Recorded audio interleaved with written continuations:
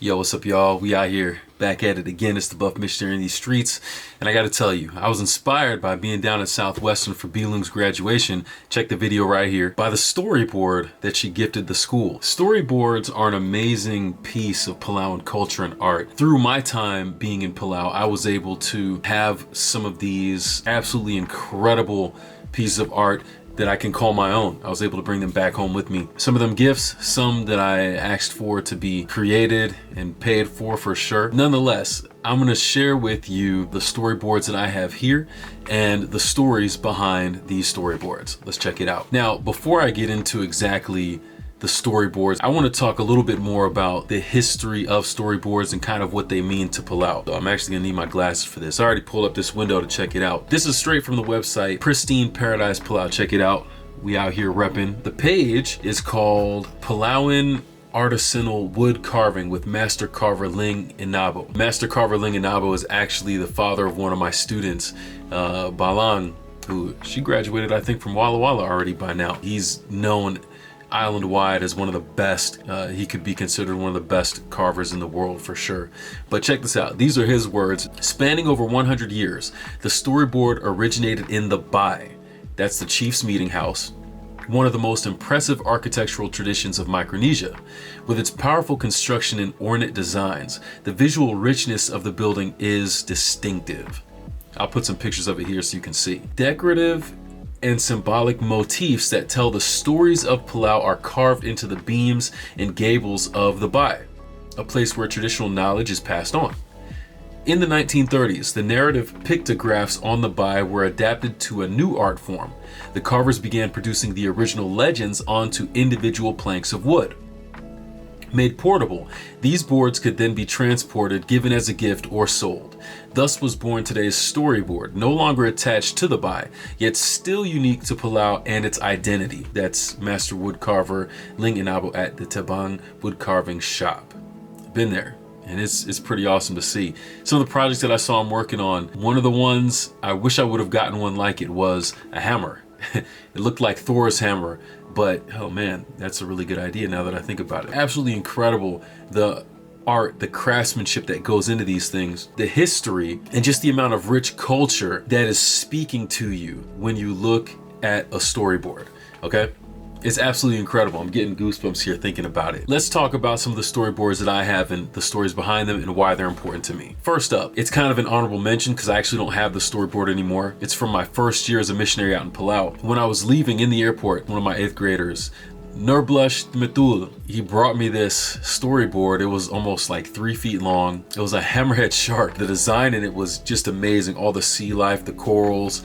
I can't remember if it was a particular story. It was definitely one of the most beautiful things I'd ever seen. Out of all the storyboards that I'd seen my first year in Palau, that was immediately my favorite, especially as the hammerhead shark. I hadn't seen that many designs of the hammerhead shark, so that was amazing. All right, next up, one of the cool things being a missionary in Palau that I got to do, really an honor, was to be able to speak for the graduating class. And I actually did this on a couple different occasions over the years. As the chaplain of the school, I remember going into the year having just run a bunch of Spartan races that summer. So I had this whole theme of Spartan up, helping people reach the next level. The whole theme for the year was on this phrase that was the original catchphrase of Spartan. I don't know if it still is today. I'll check it out because I'm supposed to be running a race in a few weeks. It was, "You'll know at the finish line." And I love how ominous, it's an enticing thing to say, "You'll know at the finish line." Well, what's up with Spartan race? Why is it so captivating? And why do people want to do it again? Well, you'll know at the finish line. And for me, I could testify that that was exactly the experience I had with Spartan race. So it was really cool at the end of that year when the senior class gifted me this storyboard with the Spartan helmet, with my nickname Tracy on it for Coach Chaplain Corey, that little banner at the bottom that said, "You'll know at the finish line." That one, to me, that was, oh man, I love that. I love that. Now, on another occasion where I was able to speak for another graduation event, this time the class gifted me a nameplate, and so this one here had my name on it, Mr., as they called me. Now I will say that the story on the back, it's a little bit of it's leaning more towards one of the explicit stories in Palau, I believe, on the island of Ngamilis. And yeah, there's some There's some reproduction going on there, we'll just say that. I've definitely displayed it proudly on my desk and had many questions asked to me as to what the story is. And I love it because it just gives me an opportunity to talk more about Palau and the stories and the creativity of the people there. All right, this next one here, not one that I wanted made. It's not one that was gifted to me, but it's one that I won. The first obstacle races ever done in Palau, 2018 or 19. It was called Conquer Palau. There was like a team event for the obstacle race, and we got a bunch of the missionaries together who wanted to do it. So it was great. We had a lot of fun working together to go through the different challenges. It wasn't that long, but it was a really good test of balance, skill, strength, agility, and we all got to participate in that as a team. Now, I thought that this was the entirety of the event, and I don't think that we won anything as a team, but it was just a really good bonding experience for the group of missionaries that year. But after they had done that part, they actually made an announcement that they were going to send people through the course individually. I heard that, and you know, the heart starts pumping a little bit. I'm getting excited, but at the same time, I'm like, yo, I don't really want to do that. It wasn't that I was afraid. I didn't really know what I'd be able to do, and I was just like really nervous about putting myself out there to do that. And I had some of the fellow missionaries are like, yo man, do it, like you got to do it. So I ended up doing it, really nervous, but I had some of my students there to hype me up. Shout out to Julie. I remember feeling so over adrenalinized for this race that one of the first obstacles was this wall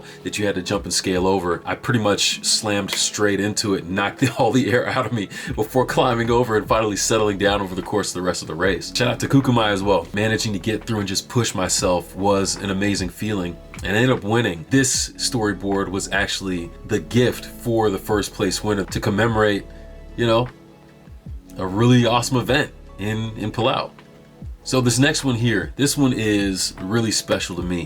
While being in Palau, we would go do prison ministry. A lot of us missionaries over the years became well acquainted with Justin as one of the prisoners there. To see his transformation and growth, it's an incredible testament to what God can do for somebody.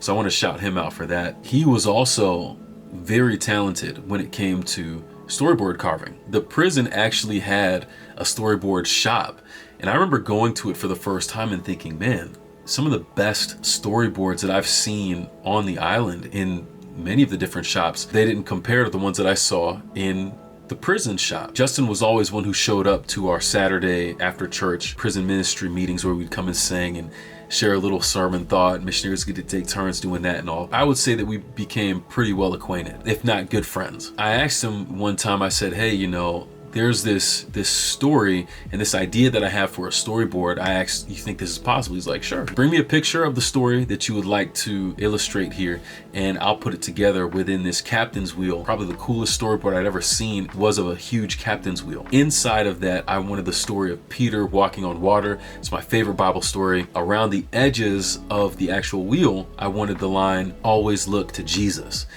This being important because it's one of the very few things I remember my dad always telling me growing up. I want this commemorated on something in the culture of a place where I felt like I was able to focus back on Jesus in Palau. He was able to put that together for me. I fully expected to pay for this. He actually refused payment and insisted that I accept it as a gift, which was hard to do, but also very humbling at the same time. And I'm very grateful for that. I will never forget that. That meant a lot to me. Most of the rest of these storyboards actually come from my last year. First, I'm going to start with the big one. Those of you who are Final Fantasy fans, you'll recognize this. How can I come up with a unique design for a storyboard that hasn't really been seen before, but that's going to connect with me and be enough of a template to tell my story? I found the widest sword that I could find. It turned out to be Cloud's sword, so that's what it was. This is one that Justin again did for me. This one and the next one I'll mention, he ended up carving these for me. I definitely did pay for these because these were on another level. He said, well, whatever stories, whatever pictures you want to kind of commemorate your time in Palau,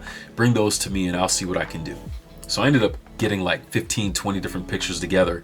Not really sure what the finished product would look like. He started working on them, and next thing you know, it's this absolutely incredible picture, complete picture, this story really of my time in Palau. It starts with my baptism in Palau. You see me as the PE teacher with students hanging on my arms, hanging out and spending time with Bilung at church, exploring Angar, Nyamalis, scuba diving with turtles or swimming in Jellyfish Lake, winning the obstacle race, Conquer Palau, participating in School Spirit Week, pictures with my students, speaking at a week of prayer. I don't know what else is there. I mentioned being baptized in Palau, being able to baptize some of my students in Palau. Absolutely incredible how this storyboard tells my story. It's all commemorated in that board, which represents 5 years, I guess really 10 years of my history relative to Palau. But my story with Palau is not over yet. Don't get it twisted. There's always more to come. My story was made a little bit more beautiful by it taking place in Palau. I think that this storyboard is a literal representation of that. Now, the other one I really wanted to have done, and Justin helped me with, was this nameplate. It's a little bit thicker, and it actually is in the shape of the traditional bai, which I really wanted to be able to represent kind of this transfer of knowledge from the quote earlier. And the symbolism of that, I think, you know, with my position as Tracy, Coach Chaplain Corey, there was a lot that I tried to pass on to my students in the time that I was there, not just in terms of how to play sports well and to master the techniques and the skills, not just to learn more about the Bible, but how to practically improve as an individual. That's something that was always important to me. And so you'll see on the back side here, there's an open Bible, there's a football and a basketball, a couple of my favorite sports to play. Tracy, the nickname that the students gave me. And on the front side, you have Coach Chaplain Corey, and you have underneath it inscribed my favorite passage, which also happened to be our theme text, I believe, my last year there, Isaiah 40:27-31. That was very special to me, and being able to have that mounted on my desk and to look at that every day, it's a constant callback to, hey, yes, this is who I am, but who I am needs to be someone who's trying to transfer information in a good way that helps people to level up and become better on a practical level. Most people won't see all of that when they look at that little thing on my desk, but that's what I see. The next one is a gift from Bilung. Leaving Palau was sad for a number of reasons. Obviously, it's one of the most beautiful countries on the face of the earth. The experiences that I had with nature there, absolutely beautiful. But as I say, and as any other SM who's been in Palau will tell you, the most beautiful thing about Palau is her people. And I think in many respects, this starts with Bilung. The things that she's been able to do, not only for the missionaries that come to Palau, but also the people of Palau in general. It's really humbling to know that that's somebody who was my sponsor mom and someone that I got to build a relationship with and still have a relationship with today. She was always also one of the people I knew I was going to miss the most when I left. And when I left, she gifted me this storyboard. I actually found the paper that came with it. This is from the Palau National Museum. The story on this particular storyboard is called Bird with a Light. And I'll read it to you. Near the village of Nyesar lives a kind of bird which carried tiny lights at night. Many people still see these birds often when it is dark. The story goes that people lost in the jungle may follow one of these birds to safety, or if a canoe overturns at night, a fisherman will be led safely back to the shore. In the village, when the children go out to play in the dark after dinner, these birds will light their way and even play with them. This story is originally from one of the states of the Republic of Palau, Nyesar State. Even when I think about it and how Palau was kind of a light for me, when I was really exploring my own spirituality and who I was trying to be as a person. And for some reason, I can't get away. I keep coming back. So who knows? Maybe there's something there. Regardless, this storyboard is very special to me because it came from Bilung. I appreciate it very much. All right, now we get down to the last storyboard here. When I came back the second time in 2015 as a missionary, I started out as the Bible teacher at the high school, where my first year I was a PE teacher at the elementary school. What's really cool about this is the students who were the fourth graders that I taught in PE were the incoming freshmen in the high school. There's already a relationship there, and because they're just starting out this new part of their experience, I got to be a huge part of that. And I ended up staying for 4 years, so really my joke is always that I graduated with them when they graduated high school. That was my last year. Being able to spend 4 years with this particular class, I didn't get that with any other group. The sophomores only had a few years, senior, one and done, and even the students who came in underneath that, it was still, I still had a lot of great times with them, but I didn't have the same relationship with them because I didn't have as much time with them. This class, I really feel like we grew together. This is the gift that they gave me, and I love it. I've taken a lot of pictures from my time in Palau.